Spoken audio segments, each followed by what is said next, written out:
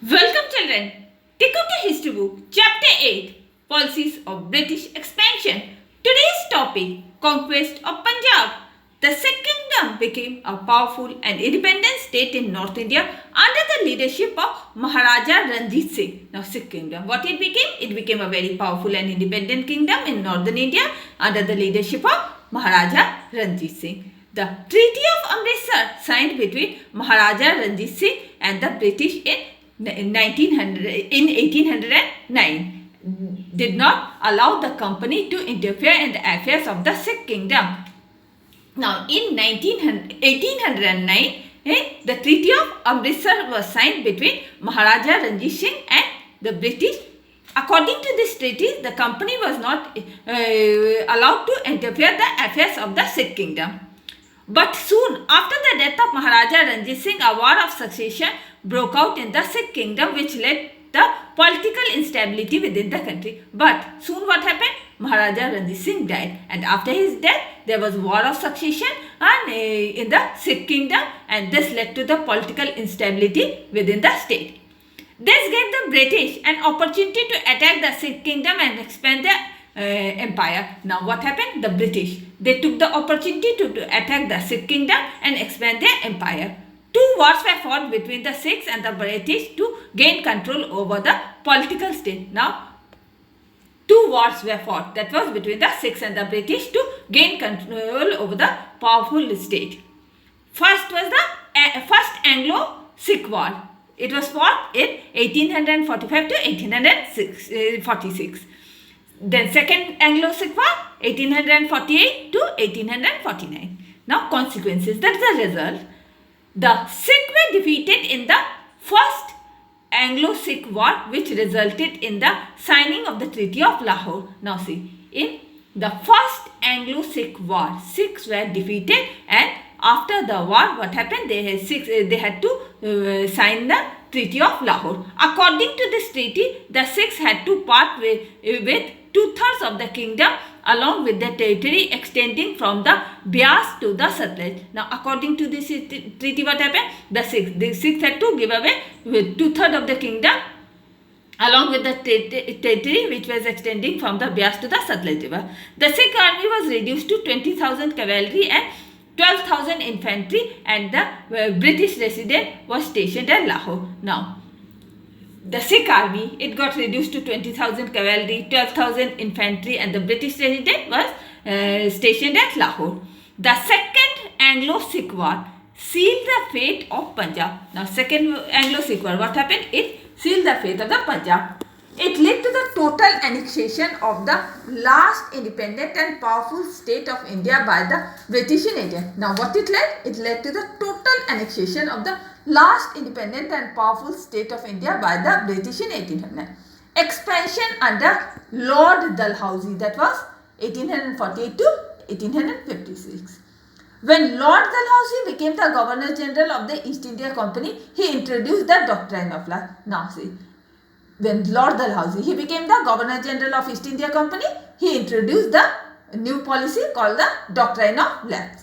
According to Indian tradition, the kings could adopt an heir to the throne if he did not have their own male child. However, the doctrine did not recognize the right of adopting child to inherit the throne. Now, according to this law, according to Indian tradition, the kings could adopt one heir to the throne if they do not have their own male child. But according to this doctrine, this doctrine of lapse, it doesn't recognize the right to adopt children to inherit the throne.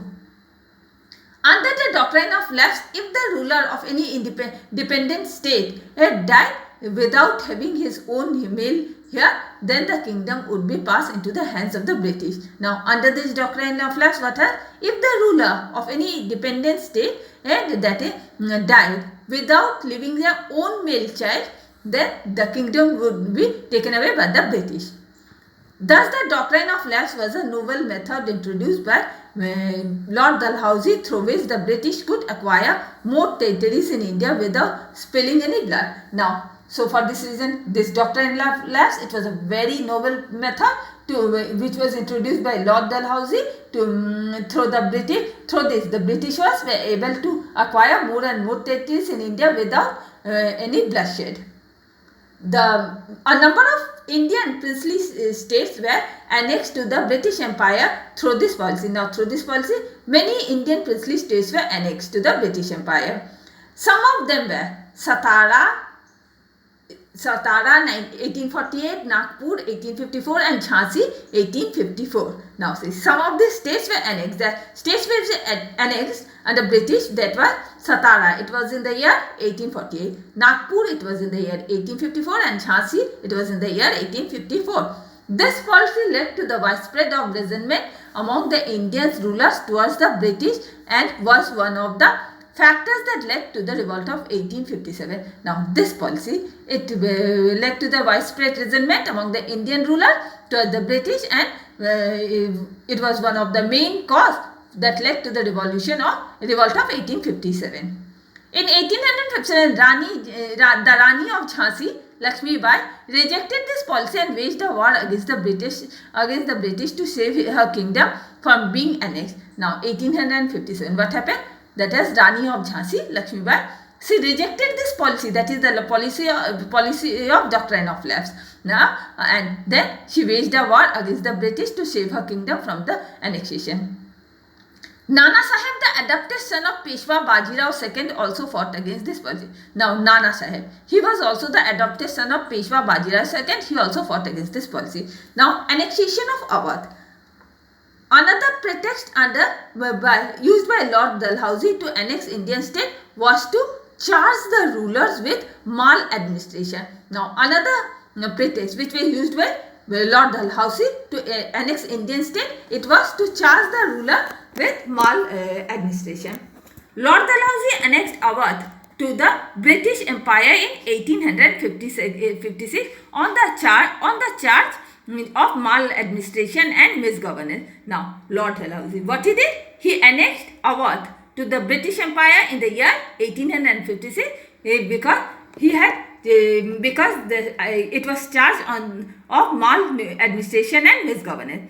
The Nawab of Awadh, Wazid Ali Shah, was disposed and granted a pension of rupees 12 lakhs a year. Now, the Nawab of Awadh, it was Wazid Ali Shah. He was deposed and he was given a pension of rupees 12 lakhs a year. The annexation enraged the people of Awadh and created discontentment among the people against the British. Now, this annexation, it angered the people of Awadh and created discontentment among the people against the British rule.